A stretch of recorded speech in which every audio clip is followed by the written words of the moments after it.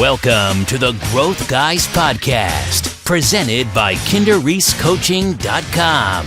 This is the #1 podcast for real estate agents who are serious about growing their business. Get the strategies and tactics to grow your business fast while building the lifestyle you dream of. Now, sit back, buckle up, and get ready, because we're about to get real.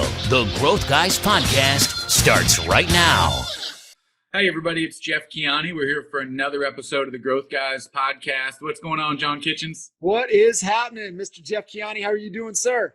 I'm doing wonderful. It's a beautiful day. I'm excited to talk about today's topic. We're going to get into delegation, some of the exercises that can help you get stuff off your plate. On our last episode, we talked about how important it is to determine what the right things are that you should be doing, and then putting somebody else's name on the box for those other things that do need to get done. So that's what we're going to dig into today. John, are you ready? I'm ready. Let's do it. The big thing there, man, is coming to the realization that, yeah, maybe you think and mentally you can do it faster, but it's consuming your time that's taking you away from doing things that are going to make you money, right? You know, you just start associating pain. You know, Kinder was funny as shit starting out, right? He just things that he didn't like doing, man. He hired somebody and said, all right, you're going to do this. And right. And he's like, oh, I don't like this. You're going to do this. You're going to do this. Then they would get busy and he's like, man, I can't give her no more. I got to go hire somebody else. They had 3 admin before he hired Reedy. That's fun. It is funny, man. So he just like, man, I don't want to do that shit. I'm not going to do it. I'm just going to hire somebody. Yeah. Funny, man. And it keeps you in a good state of mind doing what you want to do all the time. Yeah, things that you're good at, things that are gonna make money, right? Mm-hmm. So like even, I'm sure similar with you, right? When you were cranking away, like you knew you need to be on the phones, and if you were, or face to face or wherever situation from a sales perspective, you knew every minute that you weren't doing that, it was costing you money. Yeah. I was thinking earlier today, as a matter of fact, it was that, or for me then just later getting other people fired up, getting other salespeople. And so when you think like about when we were at Agent, the CEO, and who's coming there, and, when you're scaling your business, if you're the best salesperson, you might think that you should spend your time on sales. But if there was a way for you to get 10 people to do what you do, then actually the better time spent would be me getting those 10 people trained up so that they could do 10 times me, right? Right. But you try to stay on the phone because you're like, no, this is the best use of my time. Well, actually, if I could get somebody else to do what I'm doing and be able to put my energy elsewhere or to, compound on it. So here's a great, man. This might be some really good context too from a delegation standpoint. So like I remember when I was kind of really we transitioned Kinder out of the business, and more so, me really taking that head of company role. I was, man, like I was fast at getting things off my plate. And so like I don't have a problem letting things go. You know that. Like I was like, you got it? Cool. Let's roll. Because I know where my time and energy is focused at. I know what I'm really good at. I know that I can do anything, just like you can do anything. It's just that, like, God dang, I mean, it's going to take me 3 times as long to sit here and learn it. Now, would that be a good skill to develop? Probably.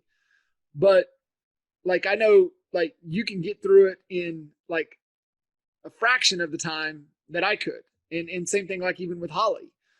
But also when you have limited resources, you want to let go of it. And then you're like, fuck, who am I going to give this to? I can't let it go. Right. Yeah. Right. And, but for me mentally, what I do is I start making a mental note of like, okay, I'm going to have to muscle through this or figure out another way.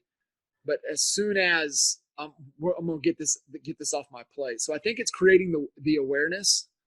And I think that's a lot of things for real estate agents is that, it just because of how it is today doesn't mean that that's how it's going to be forever.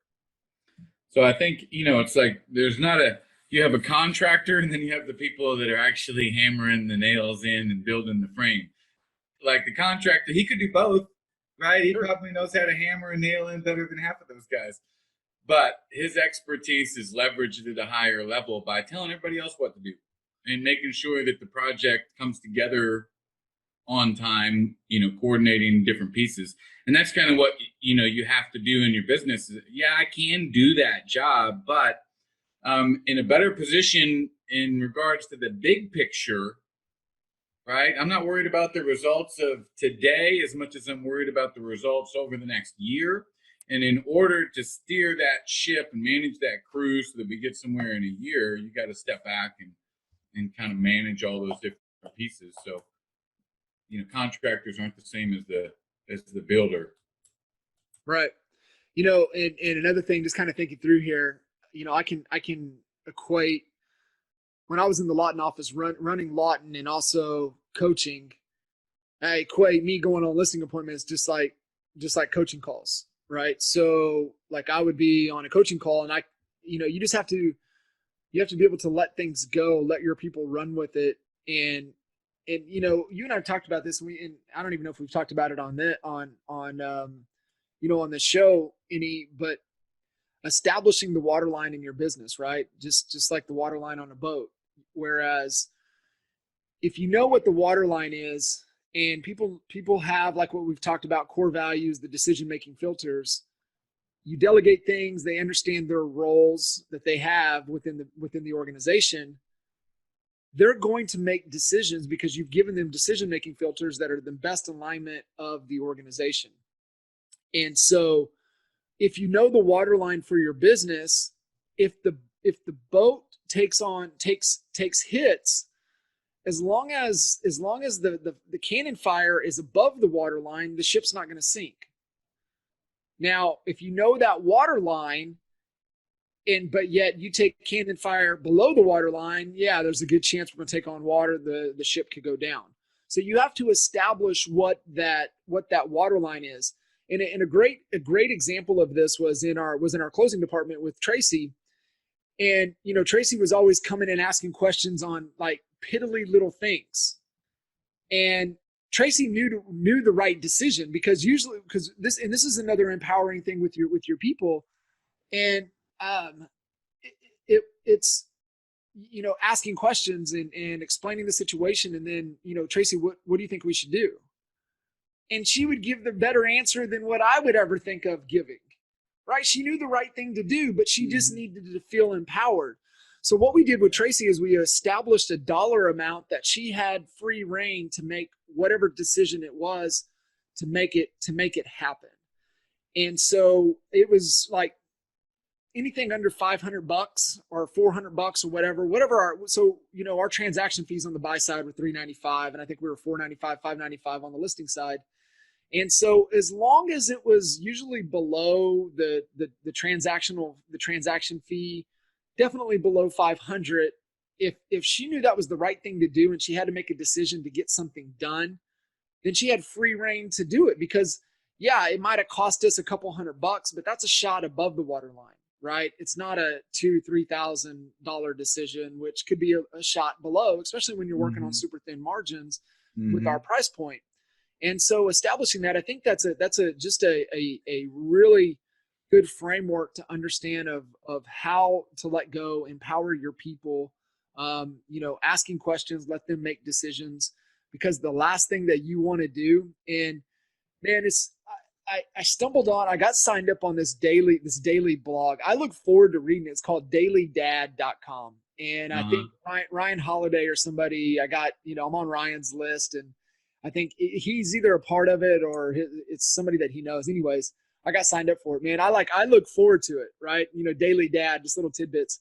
And the tidbit that came out today was, teaching your kids to make choices. And when you give them choices, then they're able to make decisions. And they said where a lot of kids struggle, why they struggle making choices of going to school when they get out of high school and going to college, is because as parents, we've made all the choices for them. It's like, hey, go put on some shorts. Go, hey, wear that shirt. Hey, this is what you're going to have Yeah. for dinner, right? You're dictating, you're making the decisions and choices for them. And the principle and what they were talking about is give them choices. Like, hey, why don't you run up and find some clothes, put something on, pick out what you want to wear. Hey, do you want to eat this or that? Right? You're giving them to where they can start making choices. And it was just a good principle because, I love to translate, what goes on in business with our people and our team with kiddos. And, most people, even if they don't have kiddos, they get it, right? It helps them connect. They were one. What's that? Everybody was one at some point. Absolutely. So we can all relate at some level. Yeah, absolutely. Absolutely. So, and it was just like, even that, even that example with Tracy was just asking questions and asking her what the solution was and not dictating anything about it. Right. And that to me is just an amazing principle to allow you to delegate and let things go in your life, things that, you shouldn't be holding on and doing. And, we've all held on to things too long. For me, I held on to the finances in the Lawton office for the longest time. I remember Holly and I going in on every Saturday and Sunday, man, spending 6-7 hours updating all the financials, cutting the checks, doing everything. And I'm like, she was getting frustrated, and because I know she didn't want to be up there on a Saturday, Sunday doing financial stuff. Yeah. And so I finally let go, man. I finally let go, and nailed the hire. And man, she's the hire that I made for that position. She's actually still in that position, and her husband's in the military, their military family. They went to Germany for 2 years, and she still did her job from Germany, and came back. And it's just because of systems and processes, right? Having the right systems and processes, giving them the autonomy. They know how to do their job. Let it go. And there's checks and balances, of course, on the financial side that you put in place. And I'm sure anybody listening to this is like, oh, hell no, you don't let go of the finances. Yeah, you let go of the bookkeeping aspect of it. You let go of the day-to-day accounting stuff of it. It doesn't mean that you stop tracking it, right? I mean, you're as close as you ever need to be, but you don't necessarily have to do the input of the figures, right? I want to review the data. It probably isn't the best use of my time to compile and do the data input. But I want to review the data, right? No way it is. And I think, go ahead. No, I was going to say, you get that set up. The checks and balances is that you have a weekly meeting that you're looking at everything, and then you approve what needs to be paid, right? So like, for example, when I had that set up, I had a financial meeting with her every Friday, and we would go through everything, and then I would approve what needed to be paid for the week based upon her recommendation, right? So she knew where we were financially, what needed to be paid, what could wait a week, what could wait 2 weeks that wasn't past due. And, she would have her recommendations of what needed to be paid. And then I'd be like, cool, those are all good. Bring them in here. I'll sign all the checks, and she'd get them out. And so there's a way to put checks and balances in place, but that's a huge thing to let go. And, that was liberating for me. And from a delegation standpoint, just being able to because now once I realized that, once I let go of that, I knew I could let go and delegate anything, right? Because that was the one thing that was holding me back to ever let go of.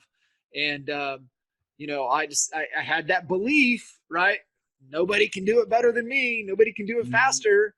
And, she can do it faster than me now. There was maybe a 2-year period she still couldn't do it faster than me. And I would still catch things, and I would, just because I knew what to look for. But over time, I mean, she like our financial, I still am a part of, helping those guys up there. And I sit in on the financial meetings on Fridays with them. And those meetings used to be, when in the beginning, Jeff, they were 90-minute financial meetings. And they got down to 60 minutes. Do you know how fast we have those financial meetings now? About 20 minutes, 15, 20 max. And we bullshit for 10 minutes. So there may be 10 minutes because she's got everything on point. She does it better than ever. Could I have got to that level? Sure. But was that the highest and best use of my time? No. I wouldn't be sitting here with you today if I was still trying to do the financial books for a real estate company. So right. It's just understanding, man, and letting go. We've all gone through that experience.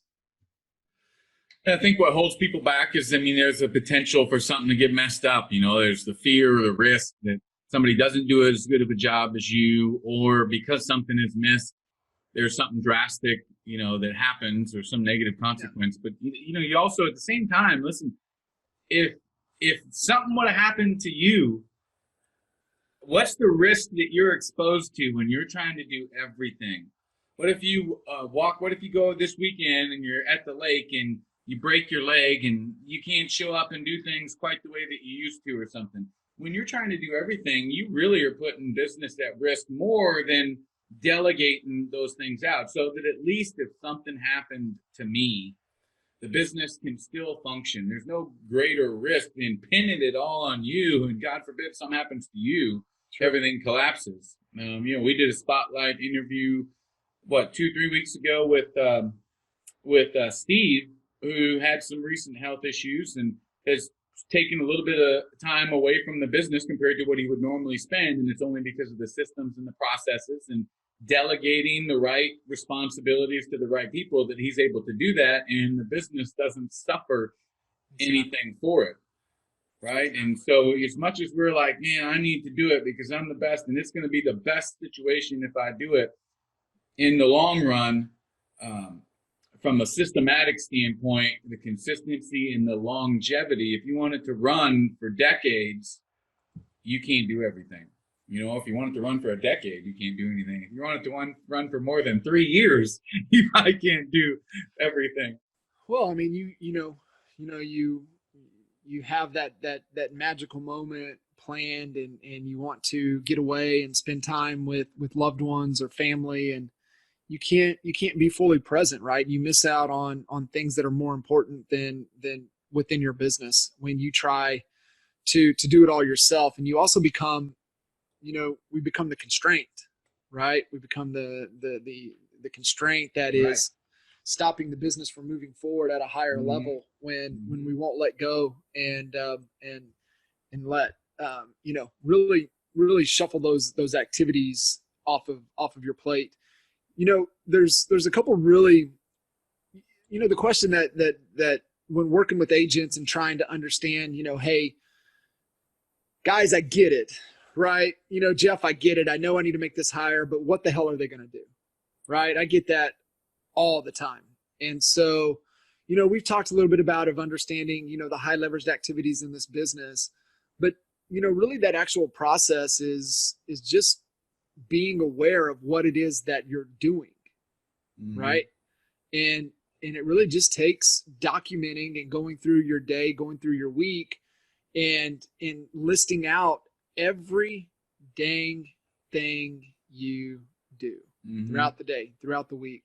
There's tons of great exercises. You and I were talking a little bit earlier about, Dan Sullivan has an exercise. The exercise that we usually run our clients through is, Jack Canfield's exercise. Any other recommendations that you've seen or done or heard that really helps get clear and create that awareness of going through and identifying, okay, guys, I'm tapping out. I can't do it no more. I got to get some help. I'm ready to let go. What are some of the best practices, tactical items that we can give, people tuning in that would be just fantastic for them to run with? I think those exercises are great. So everybody, should look up Jack Canfield and his productivity exercises. But at the end of the day, you'll see the common theme is taking a good, hard, honest look at what you really do in a day. Because there are people walking around today going, oh, I'm so busy. You didn't do nothing. You did nothing. You spent 4 hours on Facebook, dog. Like what? So you ain't doing what you think. So at the very simplest, just what one thing you could do is we talk about how your calendar is so important. And part of getting really productive is dialing in your calendar. So here's an exercise that helps you do both, is just set a 5-minute reminder before the end of every hour on your calendar. So at 8:55 a.m., I get a reminder. At 9:55, I get a reminder. 10:55. And for that 5 minutes at the end of every hour, write down what you accomplished in the 55 minutes prior, or what you spent your time on. And at the end of that day, be honest about what you really spent your time on. And here's what's great. Not only will it reveal the things that you need to delegate, but it will reveal all the stuff you thought you were doing that you really aren't doing. You thought you were spending a bunch of time on high income producing activities, but when you look at your list, you spent 2 hours out of 8. I remember I used to, when I was in the financial services business, and we would, track it. If you don't measure it, you can't track it, right? And so everything even then was tracked. We had the old school dialer systems, and it was, we looked at talk time, what a salesperson spent per day in conversation versus what time they spent dialing telephone numbers versus how many prospectuses were sent out, how many closing calls were made, all that stuff. And this guy OD would always say, we'd look at the talk time, be like, Eric, you were on the phone for 1 hour and 35 minutes yesterday. What the hell were you doing for the other 6.5 hours that you were here? Oh, well, I was. And if this is what we would always say is earlobe to earlobe. That's when you are working. Everything else is preparation for work. Face to face, talking to a prospect. That's when you're working. Everything else is preparation for work. And so if you believe in that face-to-face or earlobe to earlobe with the prospect is where I make my money, then I only spent, 1.5 hours out of 8 hours doing my money-making activity. And you just don't know that because you'll feel exhausted at the end of 8 hours. 100%. You'll feel like, man, I crushed it today on the phone, man. Oh, it was good. Oh, dang, tomorrow I see I made, 45 calls and spent 1.5 hours on the phone. Well, you do the math on that. Dang, that's like what? Not even 5 calls an hour. That's 8 calls an hour. You know what I mean? And so, or you spent all this time sending emails, or you spent all this time at lunch, or you spent too much time in a meeting that didn't result in any definitive outcomes that you're going to measure at the next meeting, whatever it is. So I would take those 5 minutes in your calendar every hour and write down what it is that you're doing and then analyze it. And you'll see what the activities are that don't represent the best use of your time, and you can delegate those out. And then you're going to be left with the white space, which is where you can fill it all up with that high income producing best use of your time activity. Yeah, you're going to love this. So, we look at productivity. All productivity is achieving the outcome, the result that we're after. But it's funny, man, you said this about being busy, and I got this email came in today, and it caught my eye. It says, what's saying I'm so busy really means? And so I was like, heck yeah, I'm clicking on that, right? That's right up my alley. So it is, I'm so busy, and what you're really saying is, I don't know how to effectively prioritize my demands and my time. And I was like, spot on. Spot on. Think about it. How many of us have 10 things that are absolutely most vital importance right now? Are there 10 things that are of the most vital importance? No, there's not. There's 1 or 2, maybe 3 things that are really of vital importance.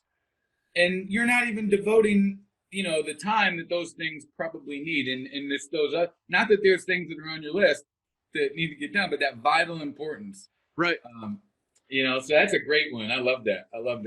So let's give them some more of the action items here. So they've gone through, they've documented, they've done a great job every hour, every 5, the last 5 minutes of every hour, they're going back, they're writing through everything they got done. They created that list.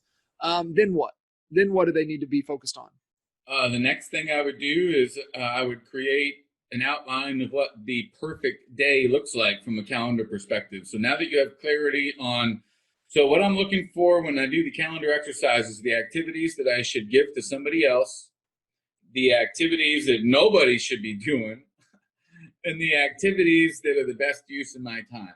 So once I have a clear understanding of that, then I want to make the perfect day. The perfect day on my calendar is going to be minus any of those activities that I discovered I should give to somebody else, and minus those activities that nobody should be doing.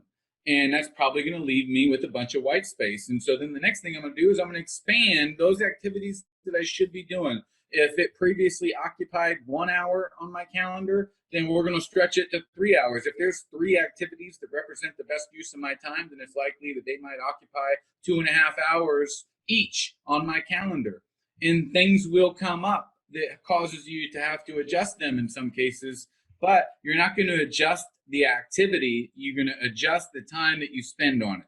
So if I had 2 hours set in the morning of my day to prospect heavily to new opportunities in the marketplace, and as a result of that, I've got an opportunity to go out and meet somebody right now about a listing or a really motivated buyer that wanted to go look at something, I can make the decision. I have choices. I can make the decision if I want to go do that, but I'm still gonna get back to that activity on my calendar, right? And so, filling out your perfect day and making that the goal for each day. And as appointments come in and people need to schedule things on your calendar, that thing for 2 hours is going to back up to an hour, or you'll have more time and you'll schedule those things that come up around those perfect activities. But what you're not going to do is cancel the activity or replace it with something that doesn't have the same importance.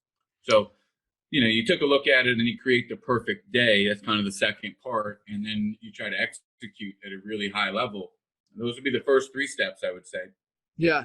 Getting that, identifying those items. I think too, there's a little bit of a mental shift in there as well. What is your earning potential worth, right? What are you worth per hour? And so understanding that from a mental aspect. And so, for example, going on listings, there's nothing that that is more dollar productive than going and taking and securing listing agreements, or the next step down is motivated buyers. But really, what is your per hour worth? And it's a self-worth as well, right? So it's a couple things, and then you realize one, that this is, for example, say I'm worth and you do the math, $250 per hour, whatever it is. It could be $1,000 an hour, whatever the number is. And I eventually believe that grows over time. But if you believe that you're worth $1,000 an hour, then anything that you can get done, delegate it, done for less than $1,000 an hour, you delegate. Or here's even more powerful too. When you're evaluating opportunities, it gives you the ability to say no, right? Mm-hmm. From a delegation standpoint, it's not only the activities that you have on your plate, but not taking on more, right? And it's doing less. And one of the biggest, our mentors told us. He shared this from stage at EGS, previous employer that he worked with. He used to get out and he used to ride, mow his yard. And I'm laughing because Kinder went through the same damn thing last year and up until this year. And he used to go out mow, and this gentleman called and talked to his wife and was looking for him, and she said, he's out on the mower, he's out mowing, and he goes, do what? You go take this phone to him right now. And he said, he got him on the phone and he said, what are you doing? And he mentally was making up an excuse. Well, this is my time. He was confirmation bias his decision, right? He was just stacking that this is a good decision for him. And he's like, yeah, I'm this is my time to get away. This is where I just, whatever BS story he was telling himself. And he sat there and he made him do the math. He goes, how much do I pay you? How much do you make per year? What is that worth per hour? Mm-hmm. How much could you go get somebody to mow your yard? And he's like, he got off the tractor, he got off the mower, right? He couldn't make that argument. And it was the same thing like with Jay finally coming to grips this year. And so I was joking with him the other day because he didn't have to mow it, right? He's got 7 acres or something, whatever it is right there. And he's lived there for 4 or 5 years. He finally he's not mowing it. And it's ridiculous how cheap he's getting somebody to mow his yard on a monthly basis. And I was like, yeah, it's pretty smart decision, huh? And he starts laughing. But that's just a prime example, man, of delegating and letting go. And when I see people, there are people that they mow their own yards. I don't want you guys to take this the wrong way, but it's and when you think about it, step back and think about it, is like, do what's the value that you put on it, right? Right. I mean, you got the neighborhood kid that's hustling the neighborhood that will mow it for $50 every month, right? So if you're not willing to pay that neighborhood kid $50 to mow your yard, then do you not value your time to be worth more than $50, right? So it's a lot of mental hang up, I think, is the big thing too, Jeff, from a delegation standpoint, that we've got to get over. And I think it comes down to the value, what we value ourselves, our worth. Yeah, definitely determine the value. If you can convince me that you get so much enjoyment and satisfaction out of doing that on your own, and you believe that in exchange for currency, what you get out of it, or in exchange for that time, which would generate, a better return, if you're getting that much out of it, then good on you. But, a lot of us aren't, or we just don't look at it that way. So I think, in addition, I'm glad you brought that up, because it's a great point. It's a change in mindset. When you're going through the calendar exercise, I would suggest you to go through that with that in mind. And as you're taking a look at what you did that day, remember, at the 5 minutes on every hour, you're taking a look at it. And as you're logging those activities that you were engaged in, assign a value. Like, what is the value of that activity? Is that $10 work? Is that $50 an hour work? Or is that $100 an hour work? Yep. Going on listing appointments can be $1,000 an hour work. And so if you look at it that way, then I think what would be really awesome is when you make your perfect day, add it up, add that currency up. Are you having a $10,000 day? Does your calendar put you in a position to have a $10,000 day, or does your calendar put you in a position to have a $100 day? A $100 day is what the person working for $12 an hour is doing. That's a $100 day, $12 an hour or something like that, right? 8 hours a day. And that's not what nobody here is trying to do. And so if your calendar, when you go through the exercise that we described, is filled up with those $10 and $50 an hour activities, let's get those to somebody else. And if we can do a $100 an activity, it pays for the person that that's doing the $50 activity. If we can do that, so it's a powerful thing. And we've always referred to it as, like, even in our ISA business, when we were really managing the ISAs in our own brokerage before we started providing the service for other agents, we would break it down to the dial on what an ISA was compensated for every dial. And so if an ISA who was crushing it with bonus and everything was making, let's just say, $60,000 a year, and they had made, 60,000 dials over the course of that year, just to give you a really easy example to do the math on, then every dial that they made was worth $1. That means all those people that they dialed that were not interested, all those bad numbers, all that, for an ISA, that's your highest leverage activity, is making dials, because that's going to lead you into conversations. You know what I mean? But without the dials, there aren't any conversations. And it was a good exercise to illustrate to people that you make more money on the people that say no than you do yes, if you really get your mind wrapped around it. And so do the same thing when you're with buyers. And if you find out that, damn, I'm meeting with, 10 hours on average with each buyer before they say yes. And then out of that, only 2 of them, I'm able, getting through, get qualified, whatever, are easy transactions. So, that would work out to like 20 hours to get the one deal, that's going to pay me $3,000. So $3,000 divided by 20, what is that? $200 an hour.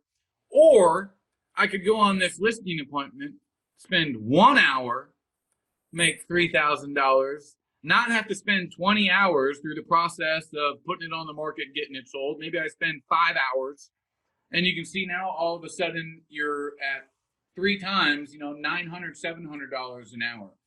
But if you're not looking at it from that perspective, you would never see it. You got to shed those activities to create that time. And that's, that's a fantastic example, I think, for everybody to kind of leave everybody with. And just challenge you guys, create the awareness. Once you have the awareness, then you have the power of choice to choose what to what you want to focus on and what you want to let go of. And so, man, good stuff, Jeff. I think that, definitely some mindset, perspective, and also some tactical, tangible items that people can really run away with. Yeah, man.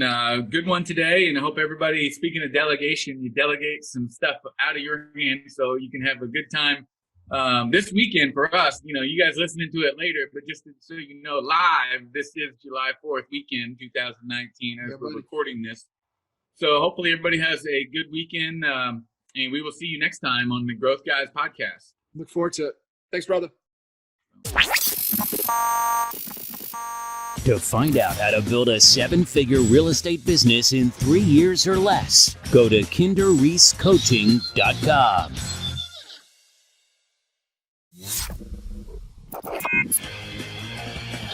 You've been listening to the Growth Guys podcast. If you want us to help you grow your real estate business, go to kinderreesecoaching.com. And don't forget to subscribe to the Growth Guys podcast on iTunes, SoundCloud, Stitcher, or wherever you get your podcast fix to get new, fresh weekly episodes. Catch you next time on the Growth Guys podcast.